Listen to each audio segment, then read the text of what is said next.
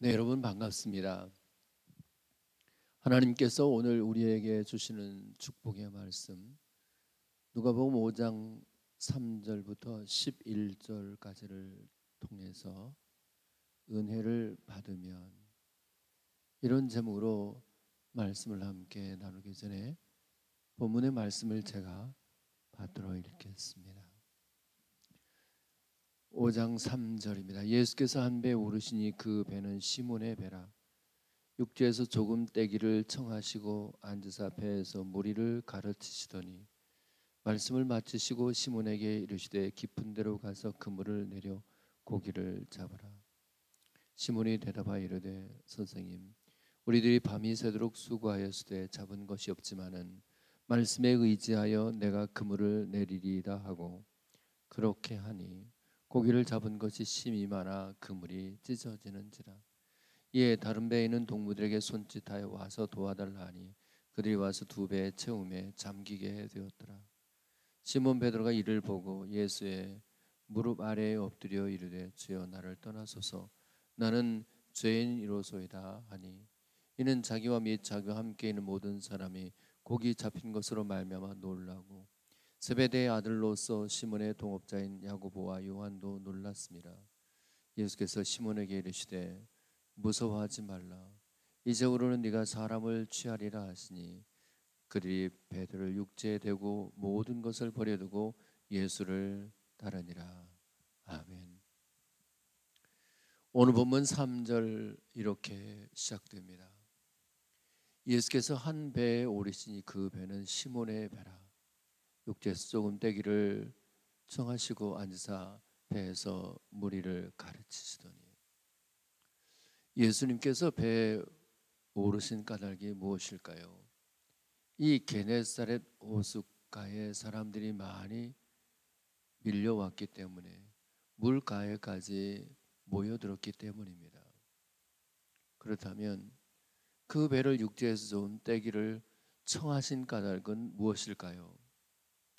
이제 물가 이쪽에서 저쪽까지 모인 사람들의 시선을 다 한눈에 담고 싶었기 때문입니다. 아마 해변 호수가 이쪽에서 저쪽까지 모인 사람들의 행렬이 길면 길수록 예수님의 탄 배는 물가에서 더 많이 떨어졌어야 했을 일입니다. 마이크가 없었던 그 시대에 예수님께서 그 많은 청중들을 대상으로 말씀을 얼마나 큰 소리로, 얼마나 간절하게, 그리고 얼마나 절박하게 전하셨을까요? 그리고 그렇게 전하는 주님의 말씀에 은혜를 받은 사람들은 얼마나 될까요? 그 말씀으로 거듭나는 경험을 한 사람이 얼마나 되었겠느냐 하는 뜻입니다. 이제 오늘 본문 4절 말씀입니다. 말씀을 마치시고 시몬에게 이르시되 깊은 데로 가서 그물을 내려 고기를 잡으라. 지난주에 어떤 권사님이 이 본문의 말씀을 읽으면서 너무 큰 은혜를 받았다 하며 저에게 간증해 주셨습니다. 예수님께서 그물을 깊은 데로 가서 그물을 내려 고기를 잡으라 하시는 그 말씀 배후에 본문에는 기록되어 있지 않았지만 예수님께서 마치 시몬에게 이렇게 말씀하시는 것처럼 느껴졌답니다. 시몬아, 네가 밤이 새도록 수고했지만 얻은 것이 하나도 없었다는 것을 내가 알고 있어. 너의 지치는 그 마음을 알고 있어. 너의 허탈한 그 감정을 내가 알고 있단다. 그렇게 예수님께서 시몬에게 말씀해 주시는 것 같고, 그 말씀이 마치 자기 자신에게 주시는 것 같은 말씀으로 느껴지더라는 것입니다. 알아, 내가 네 마음을 안다. 내가 너의 지금 고통을 알고 있어. 내가 너의 문제를 안다. 그렇게 주님 말씀하시는 것 같아서 너무 감동을 받아서 온 몸이 전율이 생기더라 합니다. 그 간증을 하는데도 눈에 눈물이 글썽글썽하는 것을 보았습니다. 여러분, 우리가 주님께로부터 말씀의 은혜를 받고 나면 그 다음에 주님이 내 마음을 아시고 내 문제, 내 아픔에 공감해 주신다 하는 은혜를 경험하게 됩니다. 누가 그런 말을 했습니다. 인생에 있어서 가장 큰 자산이 있다면 그것은 나의 기쁨 혹은 나의 아픔에 공감해 주는 사람이 내 곁에 있는 것이다. 여러분, 혹시 아내가 남편이 내 아픔에 대해서 공감해 줄 수 있겠지만, 그러나 우리 성도들이 받는 은혜는 예수님이 내 마음을 아시고 내 고통에 대하여 주님이 공감해 주신다는 사실입니다.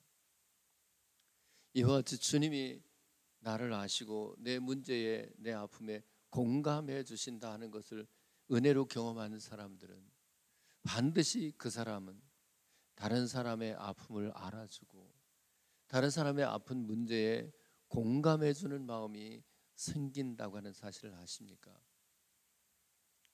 로마서 12장 15절입니다. 즐거워하는 자들과 함께 즐거워하고 우는 자들과 함께 울라.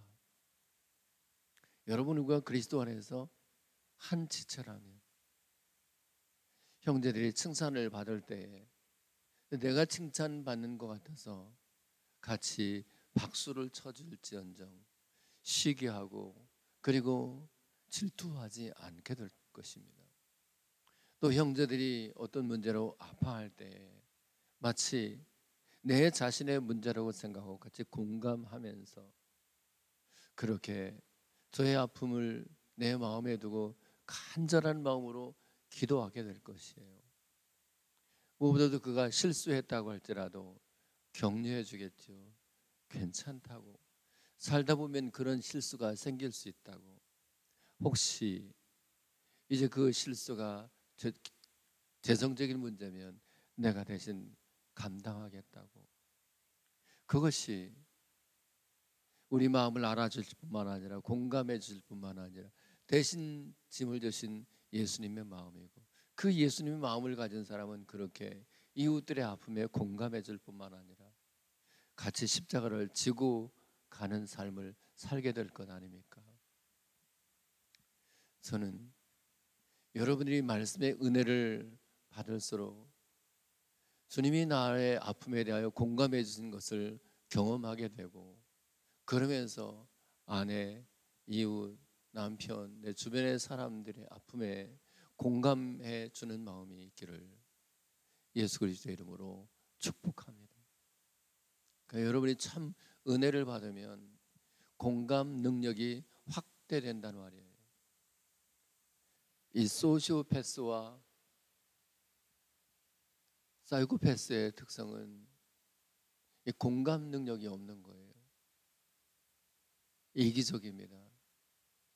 다른 사람의 아픔에 같이 마음 아파하는 것들이 없어요. 근데 우리가 참으로 주님의 말씀을 듣고 그래서 마음의 은혜를 받게 되면 이 공감 능력이 확대가 돼요. 저는 저와 여러분들에게 이런 은혜가 임할 수 있기를 예수 그리스도의 이름으로 축복합니다. 이제 오늘 본문 5절에는 이렇게 기록되어 있습니다. 시몬이 대답하여 이르되 선생님, 우리들이 밤이 새도록 수고하였으되 잡은 것이 없지만은 말씀에 의지하여 내가 그물을 내리리이다. 여러분, 말씀을 듣고 믿음이라고 하는 선물을 받았을 때만 비로소 내가 하나님의 말씀을 의지하는 자리로 나갈 수 있다는 것을 아십니까? 로마서 10장 17절입니다. 믿음은 들음에서 나며 들음은 그리스도의 말씀으로 말미암느니라. 이때 이 말씀이라는 단어가 요한복음 1장 1절 태초에 말씀이 계시니라 할 때 그 말씀이라는 단어와 다른 레마라는 단어를 썼어요. 그러니까 이 레마라고 하는 이 단어는 들었을 때 믿음을 유발시켜주는 말씀이라는 의미가 있습니다. 로마서 10장 8절입니다. 그러면 무엇을 말하느냐? 말씀이 내게 가까워 내 입에 있으며 내 마음에 있다 했으니 곧 우리가 전파하는 믿음의 말씀이라. 믿음을 유발시켜주는 말씀, 그럴 때는 로고스라는 단어보다는 레마라는 단어를 썼다는 사실입니다. 또 말씀이 내게 가까워 내 입에 있으며 내 마음에 있다고 했을 때, 즉 내 마음에 들어온 말씀, 내 입에 붙어있는 말씀, 그때도 레마라는 단어를 쓰고 있습니다. 물론 이 레마와 로고스는 어떤 때는 자주 섞어서 쓰는 경우가 있지만 좀 깊은 뉘앙스를 따지고 보면 이 레마의 말씀은 내게 들려진 말씀, 내 마음에 심겨진 말씀, 그리고 내게 들려져서 믿음을 유발시켜준 말씀이라고 할 수 있어요. 본문에서도 말씀에 의지하여 할 때 그 말씀이라는 단어가 로고스가 아니고 레마라는 단어를 사용했어요.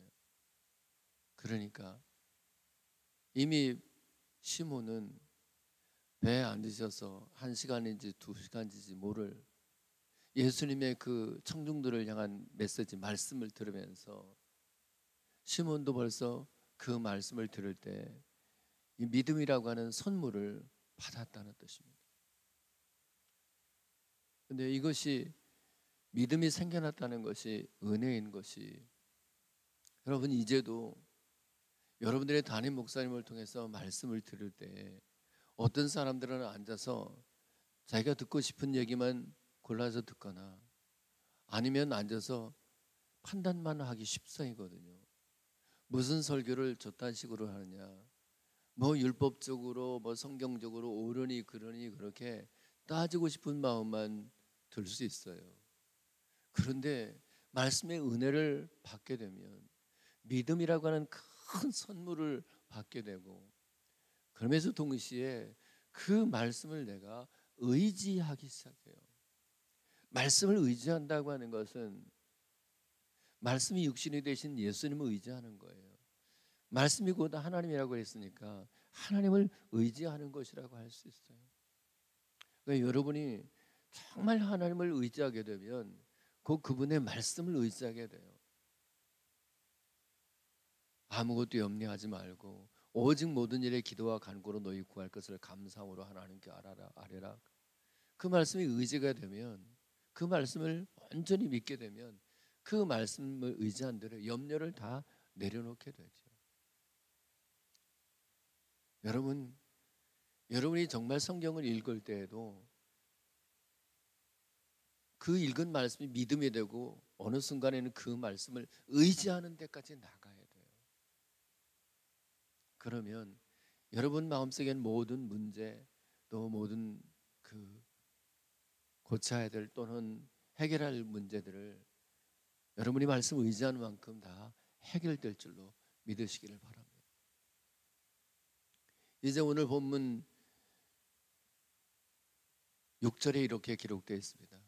그렇게 하니 고기를 잡은 것이 심히 많아 그물이 찢어지는지라.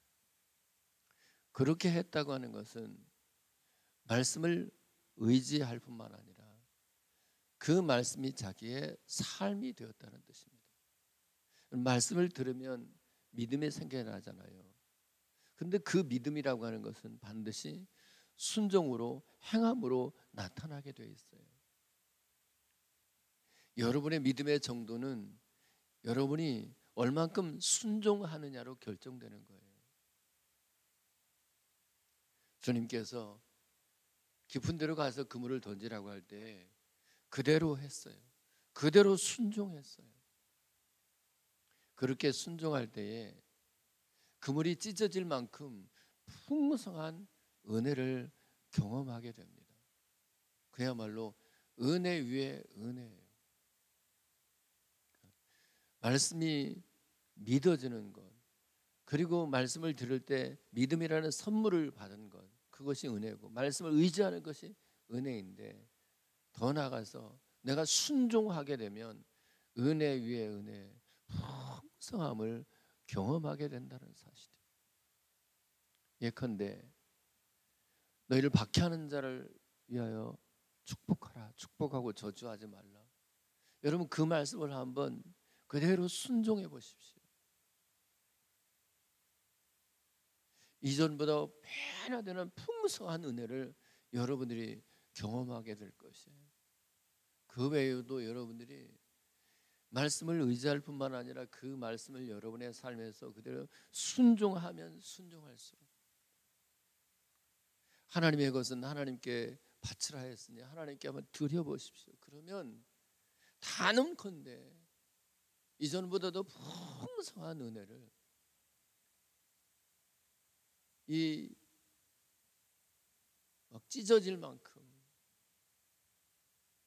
그물이 찢어질 만큼 풍성한 은혜를 여러분들이 경험하게 될 줄로 믿습니다. 이제 오늘 7절의 말씀은 이렇게 이어집니다. 이에 다른 배에 있는 동무들에게 손짓하여 와서 도와달라 하니 그들이 와서 두 배의 체험에 잠기게 되었더라.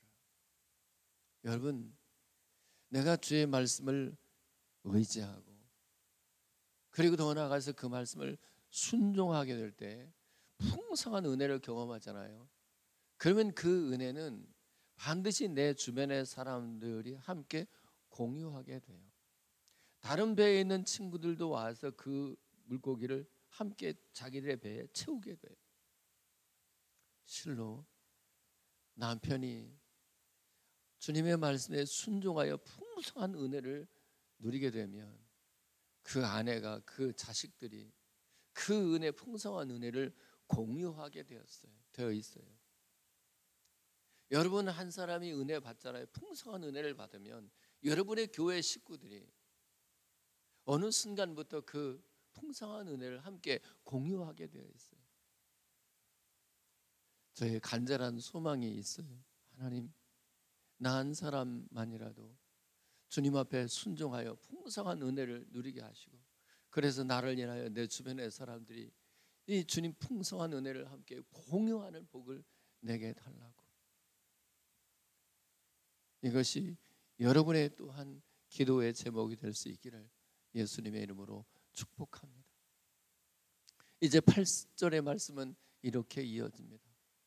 시몬 베드로가 이를 보고 예수의 무릎 아래 엎드려 이르되 주여 나를 떠나소서 나는 죄인이로소이다 하니, 앞절 5절에서는 예수님을 선생님이라, 그저 선지자 중에 하나쯤이라고 생각했던 것 같아요. 물론 선지자의 말씀을 통해서도 은혜를 받을 수 있으니까요. 그 말씀대로 할 수 있으니까요. 그런데 이제 이 풍성한 은혜를 경험하고 나니까 주님에 대한 호칭이 달라져요.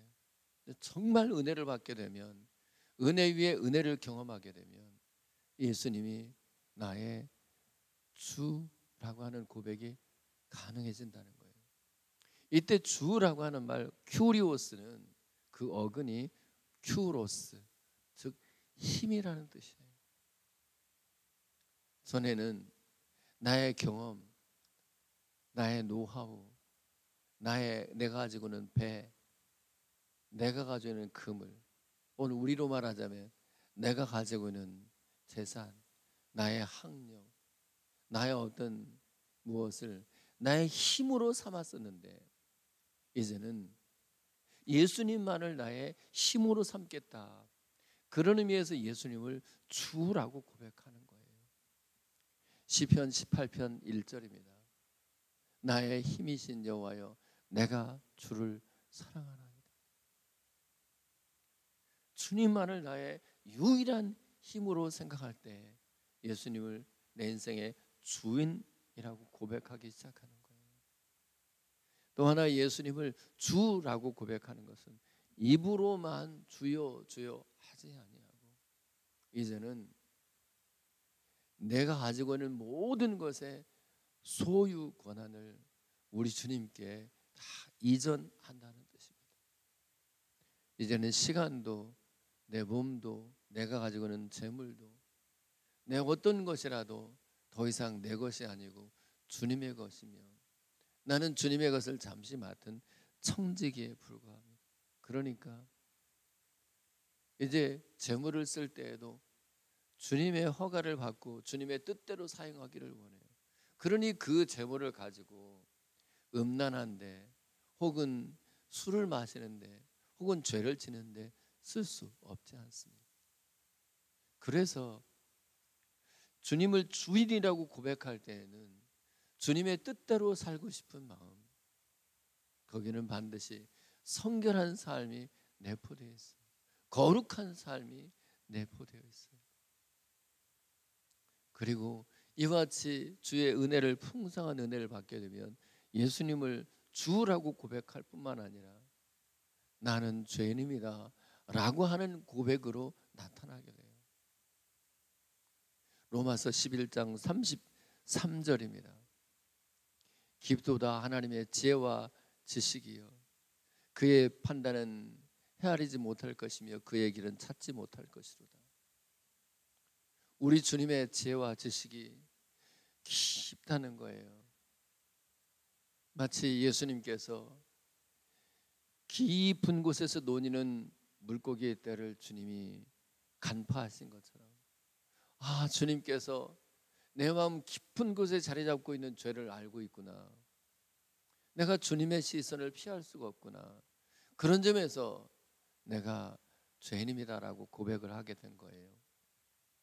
무슨 말이냐면 정말 주님의 은혜를, 말씀을 듣고 은혜를 받은 사람들, 주님을 가까이 하면 할수록 세상에 나보다 더 큰 죄인이 없다는 것을 경험하고 깨닫게 된다는 겁니다. 디모데전서 1장 15절 후반절입니다. 죄인 중에 내가 괴순이라. 바울이 그 디모데전서를 쓰면서 그때 무슨 큰 죄를 따로 지었다는 것이 아니에요. 실제로 하나님을 가까이 하면 할수록 세상에 나보다 더 추한 사람이 없구나, 나보다 더 큰 죄인이 없구나. 그래서 하나님과 사람 앞에 겸손한 마음을 가지게 된다는 뜻이에요. 무엇보다도 나는 죄인입니다라고 하는 이 고백이 풍성한 은혜를 경험한 끝에 나타난 고백이라는 사실을 기억하셔야 돼요. 우리 믿음으로 이미 구원을 받았잖아요. 그런데 은혜 위에 은혜는 뭐냐면 구원받은 우리들에게 방언의 은혜를 더하시고 환상의 은혜를 더하시고 방언 통변의 은사를 더하시고 설교를 잘하는 은혜를 더하시고 피아노를 잘 치는 은혜, 성가를 잘하는 은혜를, 혹은 어떤 사람들에겐 재물이라는 은혜를 더해 주시잖아요. 그런데 그런 은혜를 받으면 받을수록 사람들이 끝없이 자기를 낮추게 돼요. 전에 그 하목사님이라고 하는 분이 저한테 그런 말씀하시더라고요. 자기 교회에 하나님 앞에 헌금을 많이 하는 장로님이 있다는 거예요. 근데 그 장로님은 당회에서 말씀을 안 하신다는 거예요. 왜냐하면 자기가 헌금을 많이 하기 때문에 그것으로 자기가 유세를 하는가, 그렇게 사람들에게 비춰질까 싶어서. 그러면요, 우리가 하나님 앞에 이제 은혜를 받아서 재물을 많이 얻었을 때 그것이, 재물을 얻으면 얻을수록 이것이 은혜구나. 그래서 점점 더 겸손해지게 되는 거예요. 방언이라고 하는 은혜가 은혜 위에 은혜인데, 방언 좀 한다고 방언 못하는 사람들을 깔보고 하찮게 대하는 사람들이 있어요. 그 은혜 위에 은혜를 받은 게 아니에요. 진짜 풍성한 은혜를 뭐 은사로 받든지 능력으로 받든지 받으면 받을수록 사람이 그렇게 겸손해지게 되는 거예요. 나보다 더 못한 사람이 없구나, 내가 정말 제일 못난 사람이구나 하는 생각, 겸손한 마음을 가지게 되는 거예요. 이것이 진짜 은혜 받은 사람의 간증이라고 할 수 있습니다. 이제 오늘 본문 10절 후반절에 이렇게 기록되어 있습니다. 예수께서 시몬에게 이르시되 무서워하지 말라, 이제부로는 네가 사람을 취하리라. 여기서 사람을 취한다고 하는 것은 사로잡는다 혹은 얻는다라는 뜻이에요. 그러니까 주님의 말씀을 듣고 믿음이라고 하는 선물을 받고, 그리고 이제 순종이라고 하는, 그리고 더 풍성한 은혜를 경험하게 되는 사람들에게는 반드시 하나님이 사명을 부여하십니다. 사람 낚는 어부가 되라. 전도할 마음이 생기게 되는 거예요. 여러분이 이거 전도한다는 것이 얼마나 큰 복인지 아시죠? 다니엘서 12장 3절 후반절입니다. 많은 사람을 옳은 대로 돌아오게 하는 자는 별과 같이 영원토록 빛나리라. 여러분, 정말 천국이 있다는 것이 정말 믿어지면 내 주변의 사람들, 믿지 않고 사는 사람들을 안타까워하는 마음이 있어야 돼. 저들이 결국 조금 후에 죽으면 지옥에 갈 텐데 그들을 주께로 인도하고 싶어 한 마음이 은혜 받은 사람에게 반드시 있게 돼요. 고린도전서 9장 19절입니다. 내가 모든 사람에게서 자유로우나 스스로 모든 사람에게 종이 된 것은 더 많은 사람을 얻고자 함이라. 여러분, 뭐 교회에서도 가정에서도 밖에 나가서도 우리가 그런데 사람을 취하고 얻고 전도하기 위해서는 내가 그 사람의 종이 되어야 돼요. 섬기는 마음이 있어야 돼요. 그래야 남편을 얻고 아내를 얻고 내 주변의 사람을 얻을 수가 있는 거예요. 예수님이 마태복음 20장 28절에서 말씀하시죠. 인자가 온 것은 섬김을 받으려 함이 아니라 도리어 섬기려 하고 자기 몫을 많은 사람의 대속물로 주려 함이라. 예수님 그렇게 종으로 오시더니 종의 삶을 사시더니, 그래서 예수님을 통해서 얼마나 많은 사람들을 얻으셨습니까? 마태복음 16장 18절입니다. 또 내가 내게 이르노니 너는 베드로라. 내가 이 반석 위에 내 교회를 세우리니 음부의 권세가 이기지 못하리라. 이 교회, 이 반석 위에 교회를 세운대요. 베드로라고 하는 사람 위에 사람들을 세워요. 베드로가 제일 밑에 깔려 있는 것입니다. 우리가 다른 사람의 종이 되어야만, 그래야 그 사람을 얻고 그 사람을 교회로 건축할 수 있다고 하는 것을 꼭 믿으시기를 바랍니다. 아무쪼록 저는 저와 여러분 남은 육체 때 여러분 한 영혼이라도 주께 전도하여 천국에서 영원토록 빛나는 사람들 되실 수 있기를 축복합니다. 이제 오늘 마지막 절 이렇게 기록되어 있습니다. 그들이 베드로를 육지에 대고 모든 것을 버려두고 예수를 따르니라. 모든 것을 버리고 예수님을 따랐다는 것은 주 예수님보다 더 귀한 것이 없다는 뜻입니다. 이제 주님 한 분 얻은 것으로 만족하기 때문에 나머지는 다 잃어버려도 좋고 배설물로 여겨져도 좋다라는 것입니다. 그만큼 주님 한 분을 얻은 사람은 참 만족이 있습니다.